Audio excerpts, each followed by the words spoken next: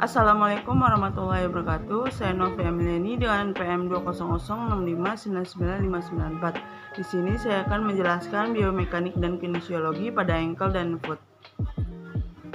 Untuk ankle dan foot, yaitu yang pertama ada ankle joint, subtalar joint, dan intertarsal joint.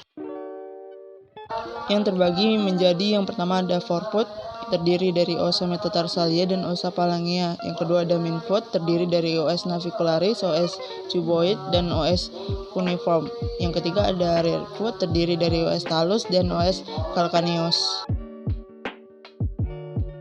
Selanjutnya ada distal tibular joint, yaitu sendi fibrous yang dibentuk dari articularis distal os tibia dengan distal os fibula. Permukaannya konveks dan pada os fibula dan permukaan konkav pada os tibia, termasuk sendi syndesmosis di mana pergerakan terbatas. Fibula ke arah ventral dan dorsal pada saat plantar dan dorsal flexion. Ini merupakan gerak sendi tibia fibular, yaitu membuka dan menutup garpu. Selanjutnya ada arcus kaki. Yang pertama ada longit arch, yaitu merupakan kontinum dari calcaneus dan selaput metatarsal. Selanjutnya ada transversal arch, yaitu bagian proksimal dibatasi os cioiboideum, lateral uniform, main uniform, dan medial uniform, lebih cekung dan pada bagian distal oleh caput metatarsalia dengan lebih datar. Ini merupakan bagian anterior transversal arch. Lalu median longitudinal arch dan lateral longitudinal arch. Selanjutnya ankle joint, sendi yang dibentuk dari articularis antara os talus dengan distal dari os fibula dan distal os tibia pada permukaan inferior, termasuk sendi synovial hinge joint. Gerakannya yang terjadi adalah dorsal dan plantar flexion. Plantar flexion yaitu ototnya gastrocnemius dan soleus. ROM-nya 40-5 derajat dengan elastis anvil. Dorsal fleksinya yaitu otot tibialis anterior. ROM-nya 20-30 derajat elastis anvil. Selanjutnya ada LMPP dan CPP. LMPP-nya itu ketika terjadi gerakan plantar flexion, permukaannya artikulasi sendi berkurang. CPP-nya itu ketika terjadi gerakan dorsal flexion, permukaan artikulasinya bertambah dan stabilisasinya juga bertambah. Terdapat gerakan dorsifleksi, plantar fleksi, traksi, translasi anterior, dan translasi posterior. Selanjutnya ada subtalar joint, yaitu yang dibentuk dari 3 bidang artikulasi antara permukaan superior, yaitu os calcaneus, dengan permukaan inferior, yaitu os talus. Konveksnya yaitu os talus, konkavnya yaitu os calcaneus. Pergerakan sendinya berlawanan dengan tulang, yaitu gerakan roll dan glide berlawanan. Gerakan pada subtalar joint adalah gerakan twisting yang kompleks, berperan pada gerakan inversi, eversi, abduksi, adduksi, dan dorsal plantar flexion. ROM-nya 5 derajat, merupakan hard and peel. Ini terdapat gerakan valgus dan valus. Selanjutnya ada intertarsal joint, yaitu thoracocavalvular joint, yaitu ball socket joint yang dibentuk dari artikulasi antar os talus, os calcaneal, dan os navicular. Permukaan konveksnya terdapat pada os talus dan permukaan konkavnya terdapat pada os calcaneal dan navicular. Berperan dalam gerakan plantar dan dorsal fleksi. Selanjutnya calcaneocoboid joint, yaitu ball socketnya dibentuk dari artikulasi antara os calcaneal dan os cuboid.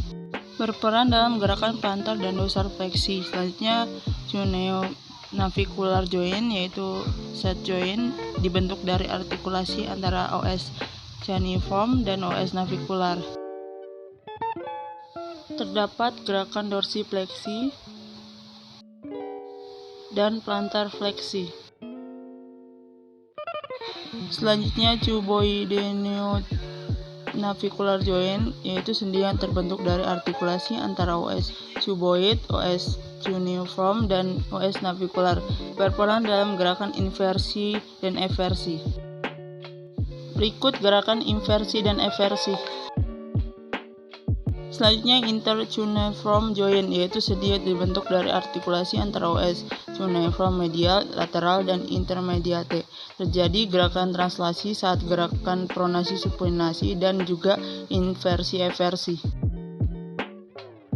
Berikut gerakan inversi dan eversi. Selanjutnya tarso-metatarsal joint, yaitu sendi pelan joint yang dibentuk dari artikulasi antara OS cuneiform medial, intermediate, dan lateral, serta OS cuboideum dengan OS metatarsal 1-5.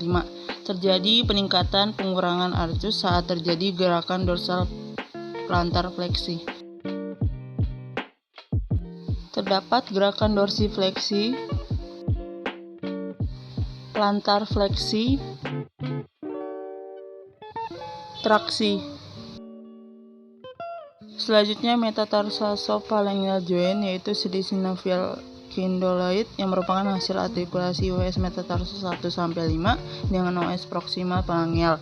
Berperan dalam gerakan fleksi, ekstensi, dan abduksi aduksi.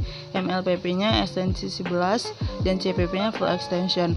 Gerakan translasinya searah dengan gerakan angular. Traksi selalu searah distal searah sumbu longitudinal palang. Terdapat gerakan fleksi dan ekstensi. Traksi ke arah distal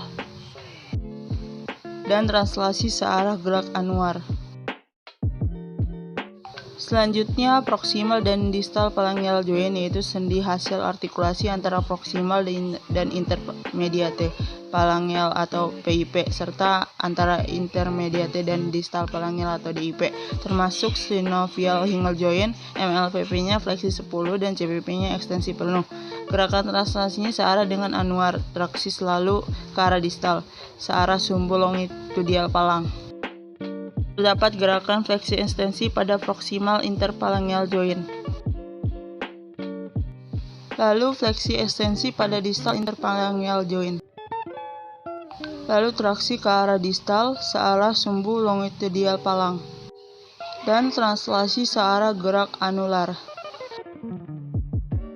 Terdapat gerak isometrik untuk dorsal fleksi, plantar fleksi, inversi,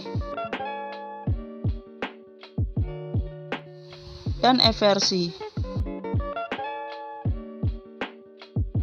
Salah satu patologis pada ankle adalah ankle sprain atau pergerakan kaki yang terkilir merupakan cedera muskuloskeletal yang paling sering terjadi pada pergelangan kaki. Penyakit ini disebabkan oleh ketidakseimbangan gerakan inversi dan plantar fleksi dari pergelangan kaki saat menatapkan kaki. Ankle sprain umumnya terjadi pada 3 lokasi, yaitu ankle sprain lateral, ankle sprain medial, syndesmotic sprain, atau hip ankle sprain. Untuk aktivitas sehari-harinya yaitu memakai heels, yaitu gunakan plantar fleksi. Itu aja video yang saya buat. Wassalamualaikum warahmatullahi wabarakatuh. Terima kasih.